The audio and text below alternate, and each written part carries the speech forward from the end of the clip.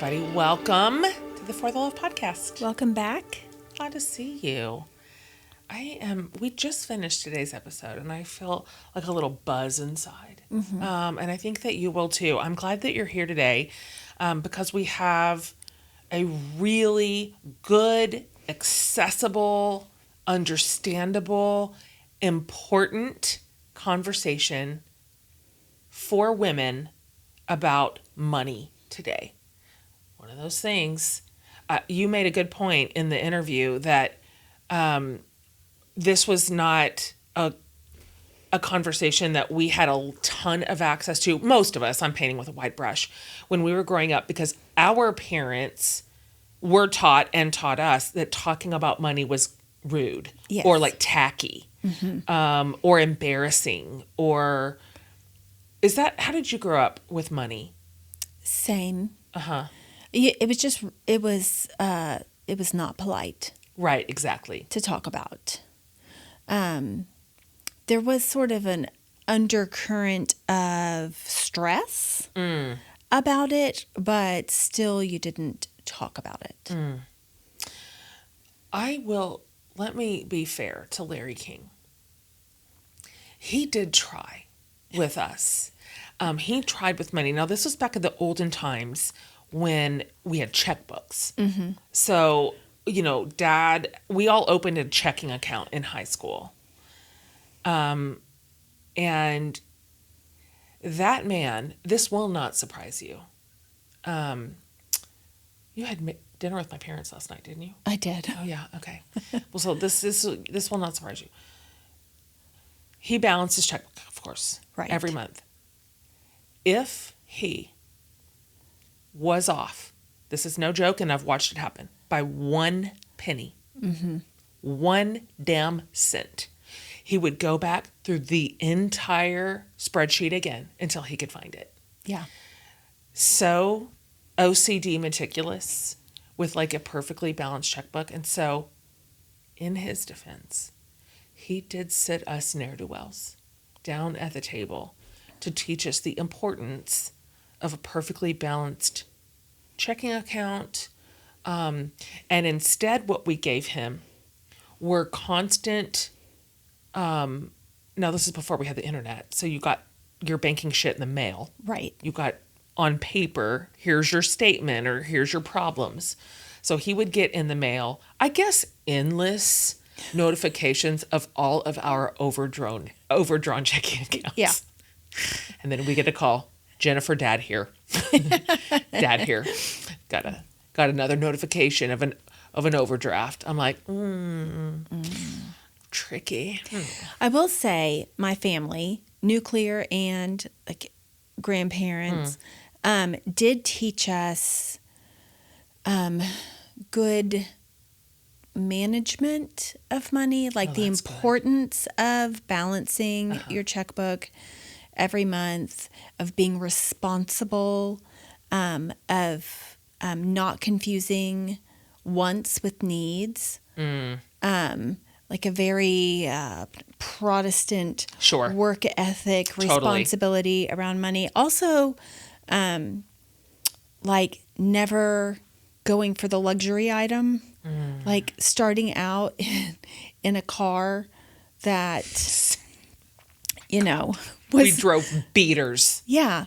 But even if you could afford something different, choosing that, like for the character it built and for the financial responsibility. So all of that was very baked in. But just how much people made, how much it cost to live. Like my grandparents had 2 vacation homes. And I never thought about like, oh, that's not everyone's story. Yeah, yeah. I didn't really think about how much money you needed to live certain lifestyles until I was an adult. And then I was like, oh, wait, I can't afford a lake house. What's this shit? My grandparents had 2. Right. My grandparents had a cabin in Colorado, but we were very, very middle class. Yeah. I would say, looking back on it, probably the bottom edge of middle class. So it never occurred to me like nobody had to teach us when we were like in school, in high school, about luxury items. That was not a category we had or had access to. But this is whatever this statement is, take it or leave it. I came in to college with a really like grounded, what's the word I'm looking for? Sort of realistic sense of how much money to make, how much to spend, how much to have an account. I didn't have a lot of things. I wasn't really a buyer. And then very early on in that season of life, I married a spender. I married a spender. And that is when I found out about credit cards in college. And what do you know? A bunch of them were super happy to give us some. Yeah. All of them. Lerner, New York, any of the mall stores. They're like, well, guess what? You're approved. Yep. Your interest rate is 31%. We got constant credit card offers in our mailboxes. Yeah. And that felt like, oh my God, free money. The hole we dug. I think everybody goes through a season of that. No matter how hard your parents try. Like you just get sucked into that. Yeah. And again, you're bombarded. Like it's predatory. It's predatory. The minute my kids turn 18, they start getting offers in the mail, and I shred them immediately. Totally. I don't ever pass that mail on. Is that a federal crime? Well, I don't know. if it is, lock us up. Right. So yes, I was also middle class. I think that's kind of where we take for granted generational wealth. Like when your grandparents are more stable, are more upper middle class, you have access to vacations. That's true. And that is so true. a safety net and things that I completely took for granted. I did too. Until I was an adult and had kids, and I was like, oh my God, we were so lucky. You are so right. So lucky. My grandparents lent us borrowed stability. And not even like, it was real. We had a real safety net underneath us, even though we were like scraping it out, you know, as a family. But some of that just comes with maturity. I feel so hopeful. We talked about this a little bit with Jean today, but my kids are doing so much better in their 20s than I ever did, that I ever even thought of. Some of this is because we dug such a debt hole that took us a decade and a half to dig out of, that I came in real hot with the nobody gets a shitty credit card in college. Yeah. And so we had that conversation in such pointed ways that I scared everybody off. Although my kids now use credit cards judiciously. Same. They use it to build credit and they pay it off every month, so they never have a balance. And so I'm proud that they're doing better, but also it's because we are. Yes. It's because we are having really clear, good, honest conversations about money with our kids. And my kids have Roth IRAs and they're young. Wow. I'm like, I'm jealous of them. And these conversations we're having with them are appropriate for what they are earning. For sure. In our conversation with Jean, like, you know, there is some conversation about, you know, if you can move $10,000, you know, but also if you can move $50. That's right. Exactly. It scales. Yes. It scales. Scale it to your life. It's learning the skills and the techniques of managing and the discipline at any level. That's right. Exactly. Any level. And especially when these youngs are learning it at 23. Another thing Jean talked to us about is usually by the time we're in our like 40s and 50s, we are kind of reaching like our highest earning capacity. So these kids who are learning it down here on the ground when they're making garbage money, but they're still like making these habits and these, hell, by the time they're our age, having done this their entire adult life, they're going to be in a completely different place than we are. Yeah. And here's what I want. Thank goodness. We really struggled. Our 20s and 30s, it was like blinding panic and despair around money all the time. When I was in college, I would go to the grocery store and write a check. Sure. And that was back when they fed your check through a little machine. Of course. To somehow see if you had money. Oh, boy. I still don't understand how that worked because it was pre-internet. I don't know. But I can still access that feeling Me too, of standing there. You've checked out. Your stuff is bagged. Yeah. And you're just watching your check go ring, ring. Oh, my God. And just I feel that in my bones. holding your breath. Are they going to take it? When you and I were in the 90s, when we were like in college, and then just north of it is when we started getting our first like debit cards. You know, that's kind of when that, and the ATMs, like all of that became like very ubiquitous and accessible. And so for over 10 years as an adult, I cannot count how many times I handed somebody a debit card and it got declined. It was just not enough money for whatever it was. And it was not expensive stuff. We were like hand to mouth.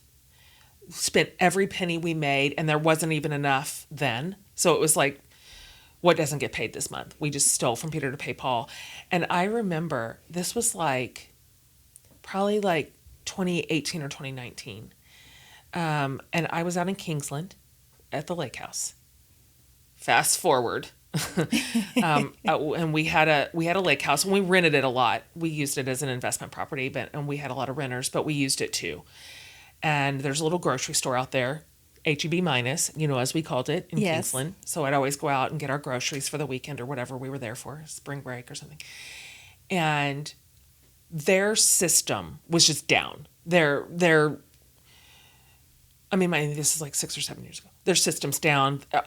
Everything's going wonky. We could hear them all being like, "Wow, we need to reboot the system or whatever." Anyway, I have $250 worth of groceries for the whole house of people that were hosting. Get it all, do the thing. My card gets declined, and it's literally a systemic problem. You know it. I know with 100% certainty. I had enough money in the account to pay for that bill. And yet still your body reacts. I didn't have anything. I had to go somewhere else and bring cash back to get my groceries. But I went out into the car and I cried. It gave me such a feeling of PTSD and shame and embarrassment. And I'm like, oh my gosh, that hit an old financial trigger. Isn't that wild? That I had not had for a while. And I remember the feeling. And the feeling just flooded my body. It's wild. And while I don't want my kids to feel that when they're 40, also, sometimes we have to just learn those lessons the hard way. I did. Like, even just once. Even just once. Maybe we don't have to do 15 years of debt recovery. Right. But maybe just once. Yeah. I think this is why I love having Jean on the show. These are not just lessons for the young. Turns out these are lessons for women, largely. And we talk about all the reasons why our generation of women were kind of slow on the uptake in terms of financial ownership. But no matter where you find yourself today, if you are absolutely driving the financial car in your life, great. If you are clueless about how much money your family brings in every year and know nothing about nothing, you're welcome here too. And anywhere in between today, you are welcome to this conversation because this is important. And this absolutely matters. Money matters.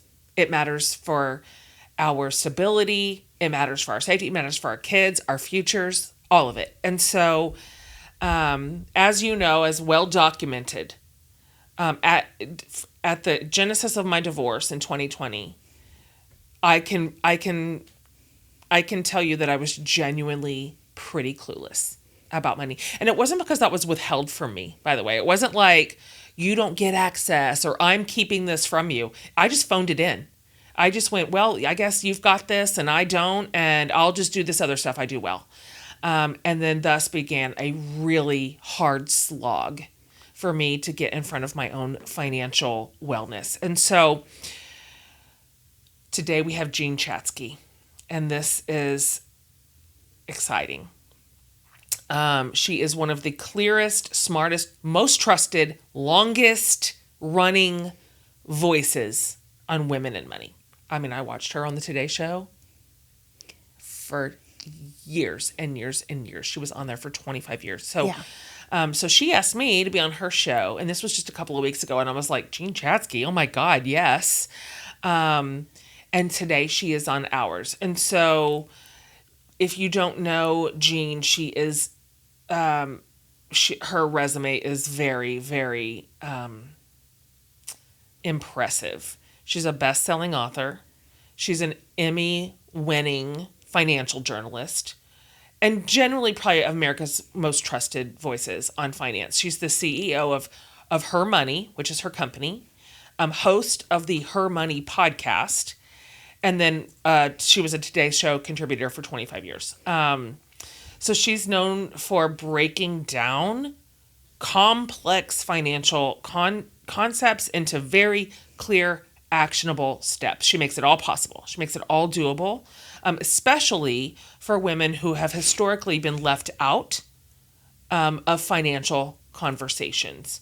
And so her latest work focuses on closing the confidence gap and then building long-term stability and essentially helping women rewrite their money stories with power and with clarity. And today we get to ask her all the questions we need answered. So help me welcome Jen Chatzky.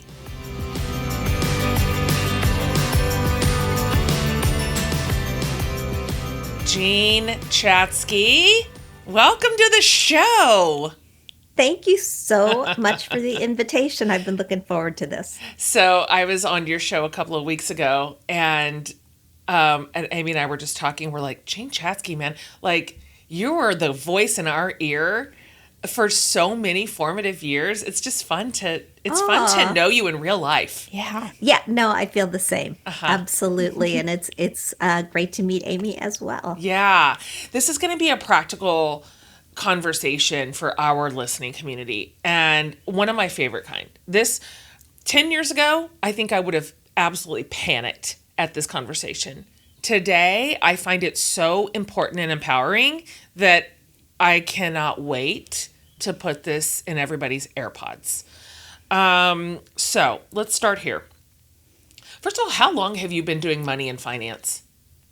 Oh God. Right? You're going to, forever.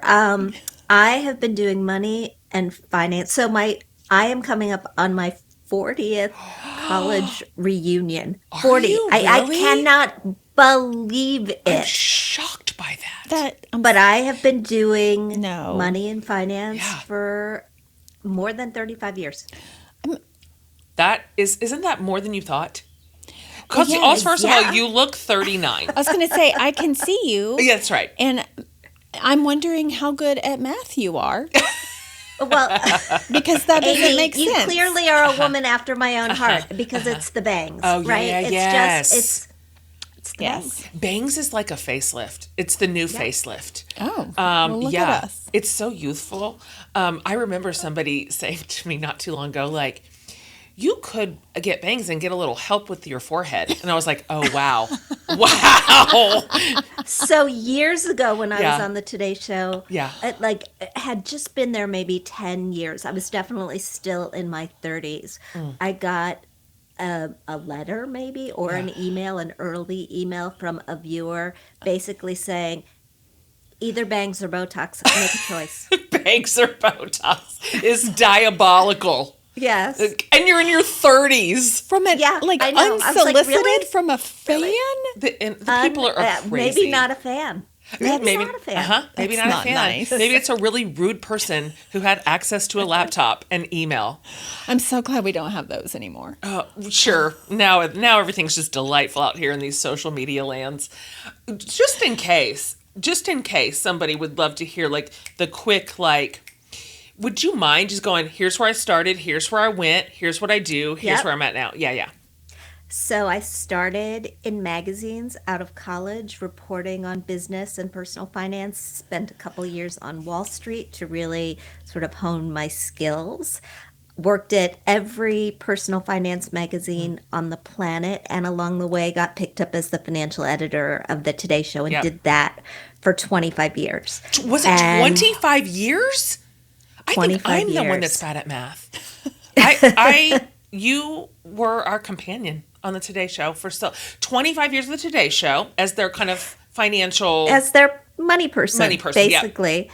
And along the way, started giving talks and writing books, and eventually started the HerMoney Podcast, which grew into the HerMoney Company. And now we have the podcast still, and we also do some financial coaching. We have newsletter, so content for women. I love that so much. And I have a question, because your expertise, your education, and your experience is all, it's not gendered, of course. Finances aren't. Money is human. But I love that here you have now steered into women. That your work specifically is for women and money. And so I'd like to just maybe kind of start at a higher level question, which is this. In your now kind of singular experience with women and money, what do you see as maybe the biggest reason? Maybe it's one or two. I'm not sure what your answer will be, but why so many women still in this 2025 day of our Lord still feel either behind or hesitant to take the lead on their own finances? I think it's twofold. This is one of those things that we absolutely can blame on our parents, because I love that answer. Because we weren't raised in homes necessarily where women took the lead on finances, and we tend to model what we grew up with. And so part of it's definitely that. If you grew up in a home where your dad was running the money, that's definitely part of it. Part of it is the fact that until recently, many of us haven't been the equal or primary breadwinner in our family, and money tends to equal power. And so we cede power to the person that's bringing in the money, 100%. Not necessarily for the budgeting, because women do about 80 to 85% of the spending on everything, including big ticket purchases like cars. But when it comes to the investing, we tend to hand over the reins. And the other sticky point is that we are an army of perfectionists. And many of us don't like to do things until we know that we can do them correctly. Oh, boy. And with money, there are some things where I can give you an answer. You ask me, what's the best mileage credit card, right? I can research that. I can give you an answer. It can be right.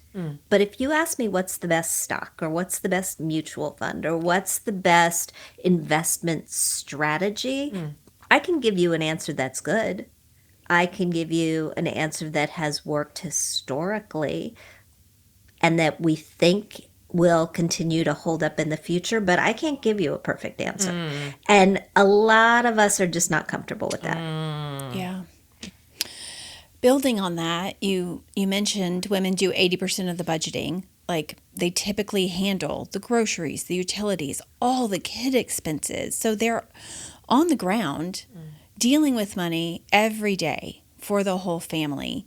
And yet still so hesitant to insert ourselves in these big decisions, how can we sort of change our perspective? Because obviously we know how to do it. Yeah. But are still handing over power to a spouse. So where's the perspective shift that we can aim for? I don't know if it's as much of a, well, I guess it's a perspective shift. I think it's a little bit of a fake it till you make it, honestly. That's That you true for have me. to just do it and realize that, oh, I made an investment in my 401k. I was looking at it and I decided I'm going to move some money over here, or I'm going to increase the percentage that I am taking from my paycheck and invest that way. And the world doesn't fall apart. In fact, things are okay. And you can use the data from the decisions, the small decisions that you lean into, to convince yourself that you actually can make these decisions and that you can make them incredibly well, because of course you're going to do your homework. Yep. And you're going to know the closest thing to a right answer that you can come up with. And you'll get used to the volatility. You're right. Right? I mean, Amy, what we're really talking about when women are late to the party is investing. Right? We get credit cards, we start, paying our rent, we do the spending side of the thing, but it's really the growth side. Investing side where we don't lean in. Yeah. I told you this when I was on your show, and I know you've probably heard this story, 10 billion times, but a lot of women step into financial leadership in their own life because of a crisis. There was a death. In my case, there was a divorce. There's a disease. And these are indiscriminate. I have had a lot of women tell me some version of, our marriage is really solid and that's his zone and I don't feel at risk. And I'm like, are you in control of cancer? Are you in control of accidents?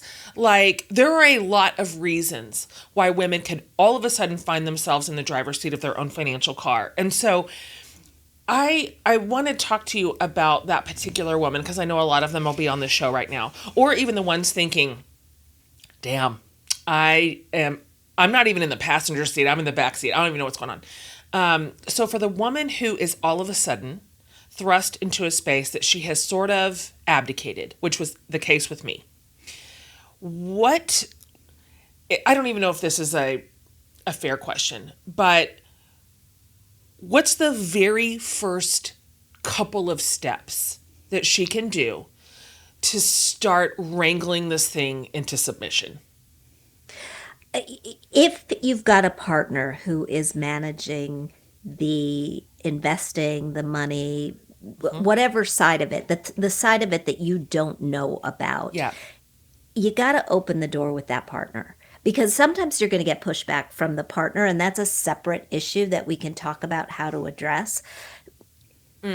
Often, I've heard from the men who say, God, I want her to know where things are. I know I am going to die first. I know it. And she's just going to be a mess. It's so true. So one night at the dinner table, hey, when you look at the finances this month, can I just sit next to you? Yeah. Can you talk me through it? I heard Jen's show and Amy, and they were talking about how dangerous this is, and I don't want to be in a position where I don't know where anything is if something were to happen to you. And then during that conversation, take some notes. Just write a few things down so that you are starting to build a roadmap for yourself, so that if you did need to step in, you would know where things are. And maybe a few months later than that, you ask, maybe, can I do it this month? That's good. Right? Once you've started to feel comfortable. He may be relieved my parents had this very bizarre financial system where my dad would handle the finances for like 6 months until it made him really cranky. Oh my Because he gosh. just, and then he would just hand it over to my mom, and she would do it Okay. for 6 months until it made her cranky, and then they'd pass the gosh. ball back and forth. That's so But interesting. as a result, my dad died young, and my mom was, you know, not fine, but she definitely was not at a loss Yep. for how to handle the money. Oh my gosh. And I wonder if you could. This is so funny. I had a text from a friend last week that was watching some financial thing that I had on the internet, and she was like, "This is me. I don't know anything about anything, and I feel like it's time for me to like put on my big pants and grow up and get involved." And I wonder, and it's not that I want to scare everybody into this, but can you just talk for 1 second about these are some of the potential ramifications if you lose your partner and you don't have one clue about one thing. This is some of the stuff that can go really sideways for you. I don't want to Yeah. fearmonger, but this is no joke. No, it's no joke. And before we get to the specific things, let's just put a number out there, which is 90%. 9 out of 10 of us will at some point be managing our finances by ourselves. Wow. Because of death, because of divorce, because of illness, because of a whole host of different situations. So 9 out of 10 are going to be in this situation. What can go wrong? Well, you can have bills that are set up so that you don't see them. They're coming in through electronic channels, yeah. and all of a sudden your credit is shot to hell. Yep. You could have a portfolio where it's just been running up because the markets have been doing really, really well, and you didn't rebalance that portfolio. The market takes a tumble, you lose more than you ever thought you were going to lose. You could have no idea how to access the Yes. online bank accounts Exactly. because you don't know what the passwords are. I mean, it's And they don't let you in. No, They will no. not let you in. Oh my gosh. Yep. Not at all. And so, yes, having some sort of a plan for what's going to happen is really key. And if you have a spouse who's reluctant to let you in, just put it out there that you are afraid that someday something is going to happen to him. And does he want you to be in this situation where you are helpless and out of financial control, and this whole life that you've built together is shattered, not because there isn't money there, but because you don't know how to handle the money. If there's a financial advisor in the picture and you're not going to those meetings, go to the meetings. Yes. First of all, shame on that financial advisor, because they should be insisting that both of you are in the meeting. Yes. Oh my gosh. So my financial advisor actually tells me, hey, anytime you want one of your young adult kids to come into one of these meetings, bring them along. Let's let them watch how we're doing this. And I love that. And he's like, I'll set up appointments with them individually. They can come pay attention to what you're doing. Like, let's get them right now while they're 22. I'm like, oh, amazing. I would have loved that instruction. I don't know if I would have my loved advisor it, but I does didn't it get too. Yeah. No, my advisor does it too. Talks to my children. Yep. Oh, wow. Which I think is a new generational thing. Like, Maybe. our parents didn't talk about money. It was rude to ask. Yeah. Like, they didn't talk to their friends about money. That's so true. These are That was a conversations- taboo subject Yeah, in their generation. For sure. So our kids are, once again, so lucky. They're doing. And it's changing for them. I mean, my daughter is 28 years old. She knows how much all of her friends make. Like, they That's so true. talk about it in a way that So do mine. we never did. And so I think good for them. It helps them when they're negotiating for additional salaries. It helps them understand the landscape of how to invest the money that's coming into their retirement accounts. It just helps on a whole lot of levels. So true. That's so good. From your experience, you mentioned perfectionism being sort of a roadblock. a barrier for women getting into investing. What are some other emotional blockers that you have seen be a barrier? Like the root reasons for avoidance or the weird shame we sometimes Money have. and shame are bedfellows. They are, and I think it's for two reasons. We compare incessantly where our finances are concerned. We are always looking at the people around us to see how we measure up, and mostly we decide that we don't measure up, and that makes us feel a lot of shame. I mean, I don't know if in this day and age of social media we can get ourselves to stop comparing, but if you can try to make yourself compare in a way that shows you that you are doing okay, that where you come out on top every once in a while, that it tends to be a little bit helpful. We're also just really fearful that we are going to make a mistake that is hard to come back from. Yeah. And, I've been around a lot of people who've made a lot of money mistakes. They're solvable, right? Not the one that's not solvable is not starting. Yeah. Because if you ask any older woman, person, what they wish they had done differently where their money is concerned, 100 of them are going to tell you, I wish I had started investing earlier. I wish I had put my money to work earlier.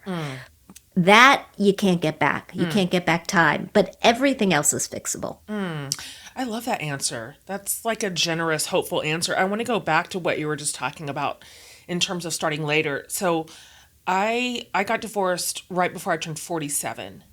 And so that was when, for the first time, I had to make all these decisions on my own and take a real critical look at money. And, it's half the ledger at that point. It's just me. And I mean, I'm coming up on 50, right? And so I remember just thinking, it's too late. Like I'm old. Like I've lost all this time. In a lot of ways, I was starting from ground zero. And I remember going into my financial planner's office for the very first time. And I sat there and cried for probably 30 minutes. I couldn't answer any questions. I didn't know what to do. I felt overwhelmed. And I remember telling him, I've lost all this time. I've lost all these earning years have just been wasted. And how much do I even have in front of me? And how much difference is this going to make? And I remember him telling me, yes, it would have been fantastic if you would have started this in your 20s, but it is not too late for you. And at 47, we're going to sit here and we are going to build a path in front of you for the rest of your earning years and your working years. And it's been crazy for me. It's been 5 years since I sat in that office. And I'm so surprised at how much you can get control of. And when you are responsible. And so I'd love to hear you speak into this, like for anybody who is feeling late to the game. And I felt absolutely late to the game. Can you talk about how the possibility of still making meaningful progress in your 40s, 50s, even 60s, I don't know. Yep. And for the record, and we talked about this a little bit on my show, I was not that, I got divorced at 40. Yeah. And had the exact same experience that you had, less than half the ledger, because my ex-husband actually came to the marriage with more assets than I did.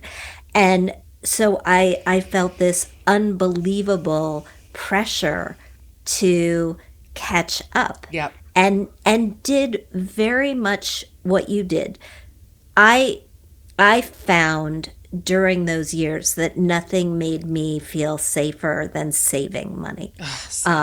And so I actively put myself on a course where I was saving a big proportion of my income. I mean, the thing that you had, that I had, and that people who wake up when they're a little bit older have, is we're typically at the peak or close to the peak of our earning years. Yeah. So that in and of itself gives you the ability, if you're earning more, then there's a lot more that you can control. You can decide you're going to live more leanly, and you're going to just stash away, invest, save as much as you possibly can.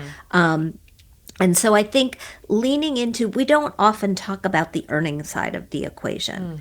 It's something that we can control. If we want to make an effort to go out and find other ways to bring in additional income simply so that we can save more. For a lot of people, that is within the realm of possibility. We just tend to talk about cutting the lattes and all the little changes. Earning more is a lot more powerful. Yeah. One thing that always gives me hope, thinking back to your situation, Jen, is when you went to the financial advisor, he gave you a task sheet. He gave you a lot of printouts, but he said, come back in 90 days. 90 days, 3 months. A lot of times when we dive into this, we panic and then we think we've got to figure this out in a week. Yeah. But it doesn't get solved in a week. That's true. You had 3 months to look at your spending, to wrap your brain around this. So I tend to get frozen and overwhelmed. And then I remind myself, you've got a long runway. You don't have to like burn the midnight oil to fix your finances by like next week. Tuesday. Yeah. Yes, it's such a good point. For years and years, when The Biggest Loser was on television, I don't know how many producers came to talk to me about, can we do a Biggest Loser for money? Can we do it for money? Oh, interesting. And people tried, but it doesn't move as quickly. Yeah, that's right. Things, you want to boost your credit score? Give me 6 months to a year. I can boost your credit score, but I can't do it overnight unless I'm like some charlatan who's going to steal somebody else's social security number, right? It just doesn't work. So I think that 90-day timetable with a few different assignments is exactly sort of what you need to dive in. And the other thing that I think your advisor said to you, which is the right thing to say, is send me questions, ask me questions. I'm here to answer your questions. There are no stupid questions. I mean, part of the reason that I started HerMoney was simply to create a safe space for women to come and talk about money, because there aren't that many differences between what works for men and what works for women. One of you said that earlier in the show. You're completely right? The good investments are good investments are good investments. But what we need is an environment where we feel comfortable asking those questions. Yeah. Totally. And sometimes being with other women, it makes that feel more comfortable. You're right. It does. And I love that you said ask. I absolutely abandoned all pride, all shame in that season of my life. I asked everybody. I made appointments just with my banker just up the street, my local bank and my my CPA. I remember I would text my friends and be like, can you explain property taxes to me? I bought a car. I was married to a car person. And so he was the car guy. And the whole category of car was not on my side of the ledger. So I'm like, I got to figure out how to buy a car. So I'm texting my friends, husbands too. I'm like, what would you say is a reasonable interest rate? I mean, I asked everybody and they were so helpful. It was unbelievable. Money people like you are generous with your knowledge. And I was afraid that I was going to come into that scenario and just feel like, what a dumbass. How did you get to be 47 years old with a career and be this stupid? And that was not the energy I ever received back. People were so helpful. They're like, pull up a chair. Let me show you how this works. Come around and watch me do this. And that level of kind of financial help, I don't know where I would be without it. So I do want people listening to know you don't just have to spontaneously understand all this somehow. There are advisors aplenty and podcasts and books and local like financial advisors who are there to help you. And I appreciate how generous you are with all that you know. Well, thank you. From me, I didn't know this when I started. I learned. I was an English major in college. I learned this stuff on the job. Wow. I'm very, very fortunate to be able to report on personal finance because essentially that gives me a license to call up the smartest people in the world and just ask them whatever questions I want to ask them. And I learned very, very early on that I was going to ask my questions until I actually understood the answer. That's and good. Some financial people tend to pepper their talk with a lot of lingo and a lot of jargon, and it's unnecessary. Every term has a plain English translation. So, somebody starts doing that to you, you can stop them and say, what is that? What does that mean? How does that work? Explain it to me again. I just don't get it. One more time, please. Oh my God. Or the way I looked at my Steve, my wealth planner, and I said, talk to me like I'm a kindergartner. So, like, bring it all the way down. Zero jargon. Yeah.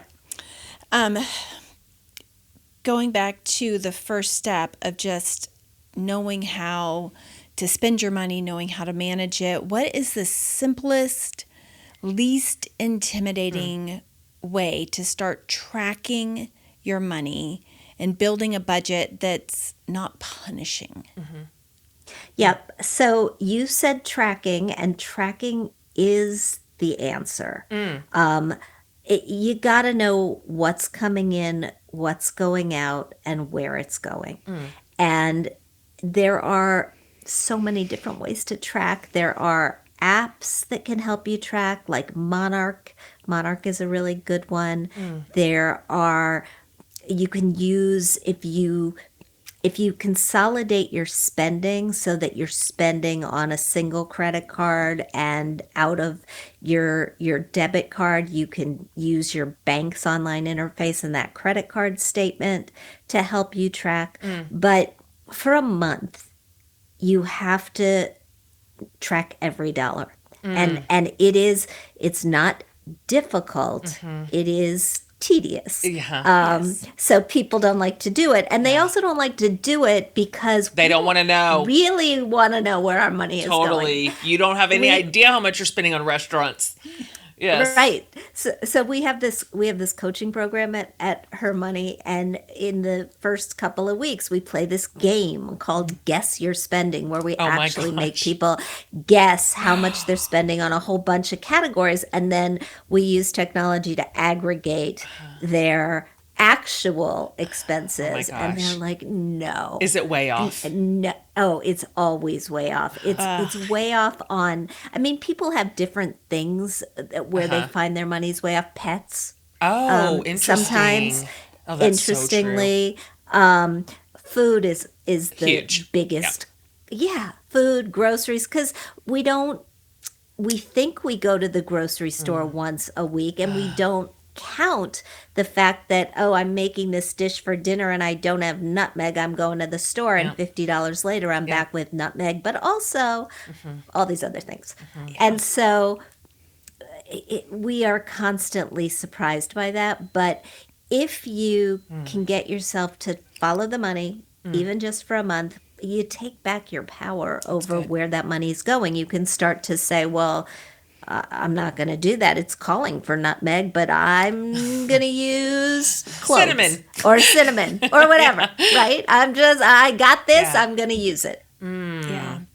Oh my gosh. What do you think your category would be where you don't have a decent handle on how much you spend? Amazon. Oh my God. Same. It doesn't automatically categorize because the vendor is Amazon. That's so true. So it's a black hole, and it makes me really sad for 1,000 different reasons. Right? Totally. Like, I have found I struggle with perfectionism.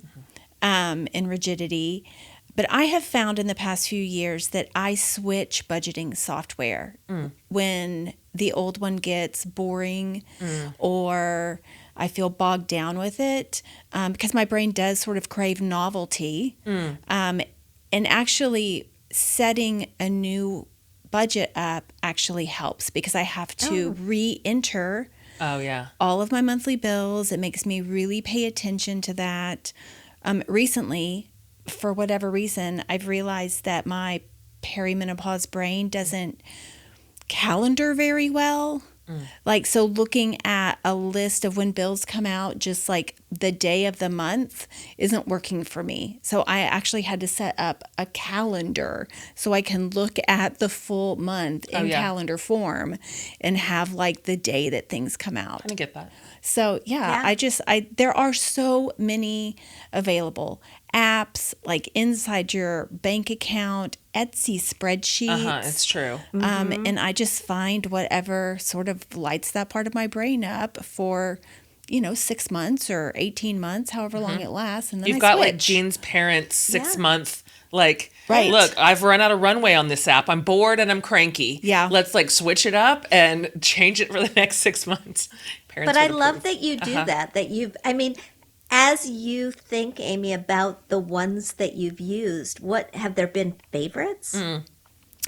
We have our mortgage through Rocket, and Rocket Money is free, and I like that. I used to really love Mint.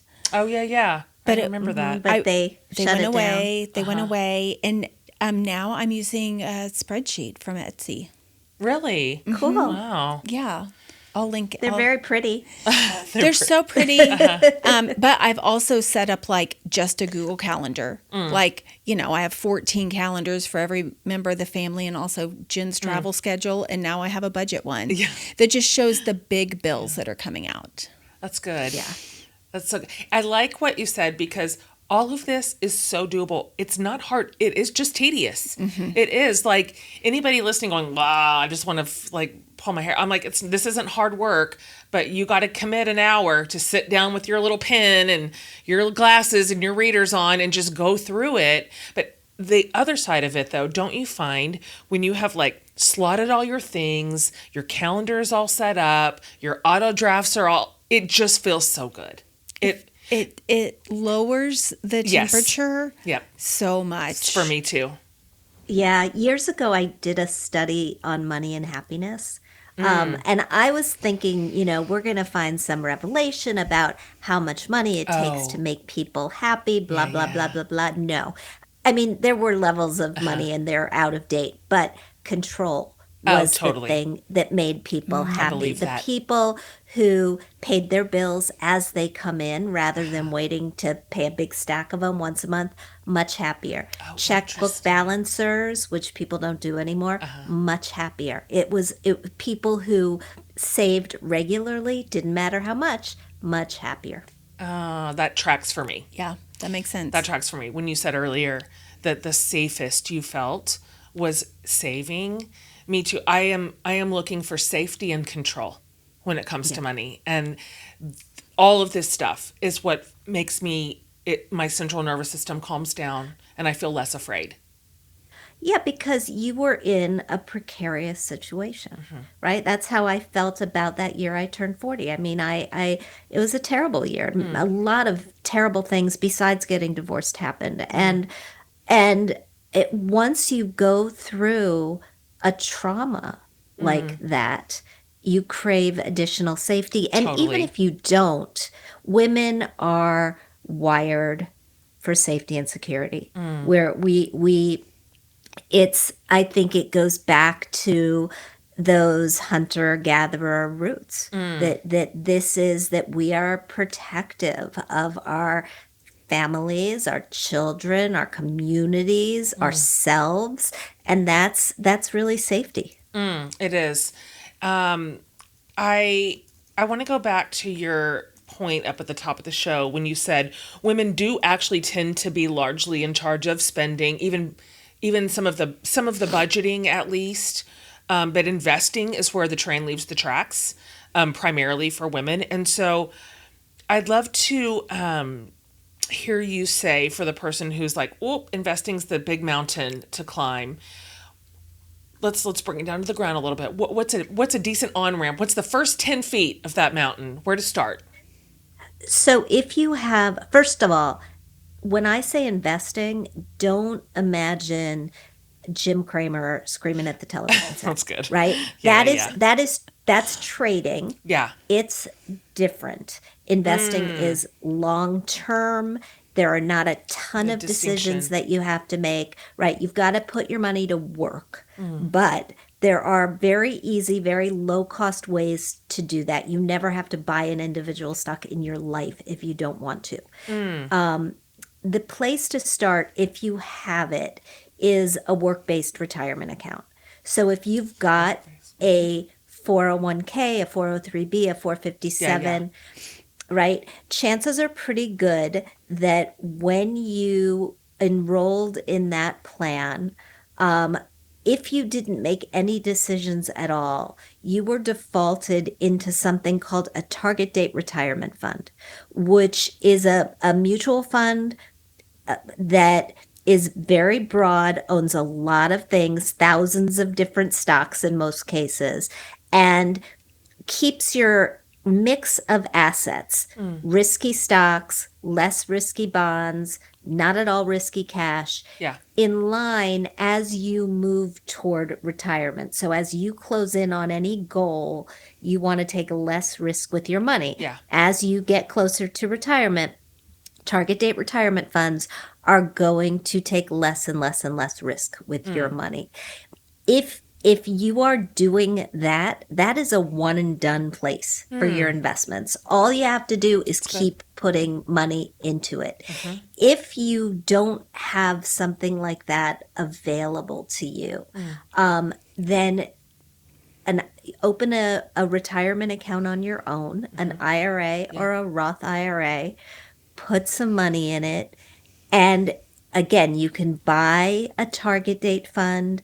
You can also just put 60% of your money into, assuming you're somewhere around your 40s, 50s, 60s, you can put 50 or 60% of your money into a total stock market fund and the other percentage in a total bond market fund, and you can pretty much call it a day.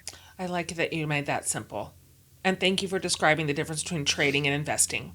Yeah. Because I think, don't you automatically just think about the stock market floor and go, I don't know about that craziness. Yeah, for sure.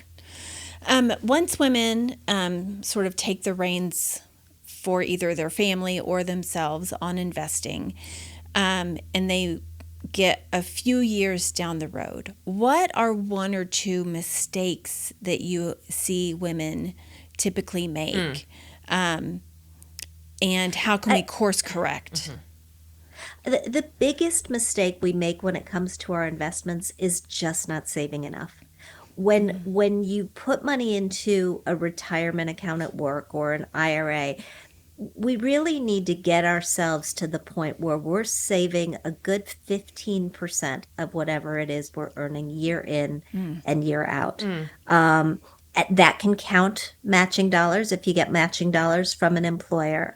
But if you started smaller, and many people start at just 3%, you have to make sure that you are nudging up that amount so that eventually you get to the point where you're putting away enough, because it's like trying to out exercise a bad diet, right? If you don't have enough to save, you're never going to get yourself to the point where you've got enough to support you in retirement.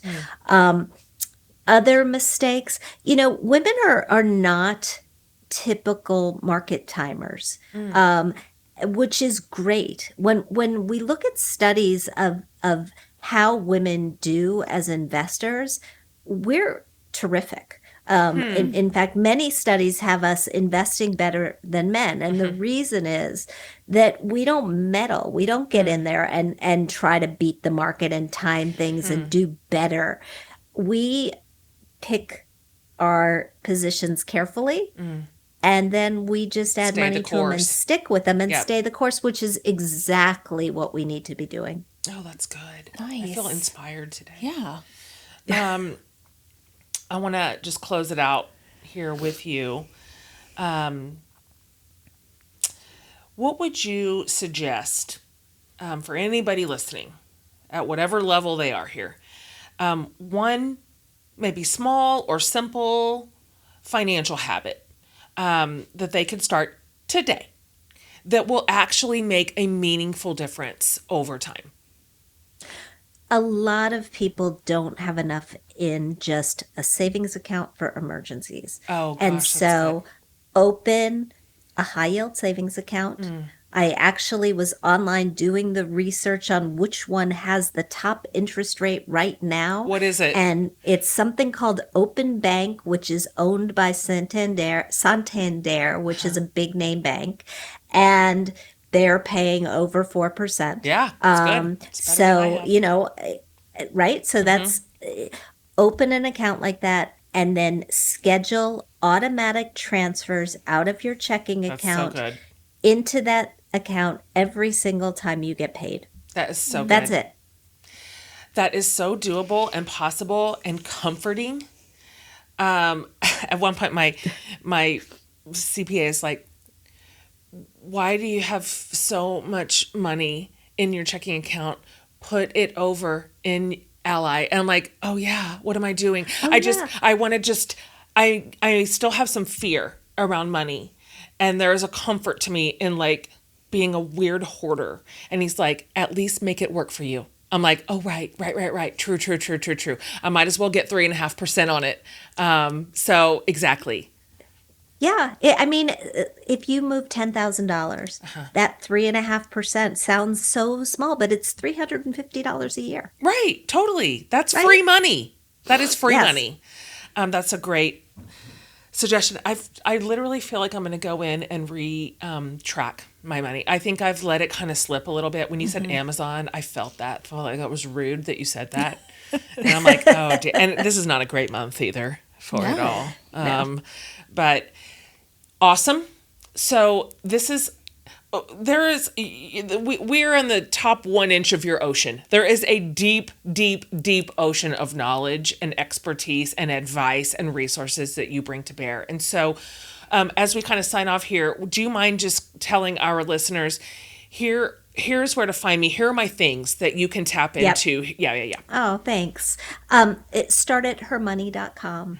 If you're interested in our coaching programs, we've got them there. They're called Finance Fix, which is your budgeting and investing fix, which is to learn how to invest.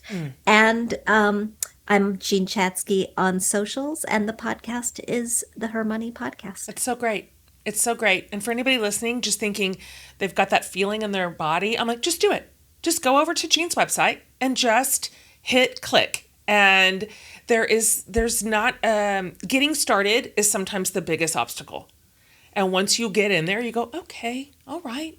I can understand this. I can keep going. This is the next step. This is the next phase. So empowering. Thank you so much for coming on the show. Thank you. Thanks for having me. You have meant so much to so many people. And it's fun for me to think about how many women have told you over all these years that your advice changed their life, changed their family, pulled them out of some dark ditch, set their feet on a retirement path. I mean, that's got to feel good. To have looked back over this many years of financial leadership and go, oh, this mattered. I'm very, very lucky to be able to do what I do and to like it. Yeah, that's amazing. Okay, Jen Chatzky, everybody. Thank you for you. being on today. Thanks, guys.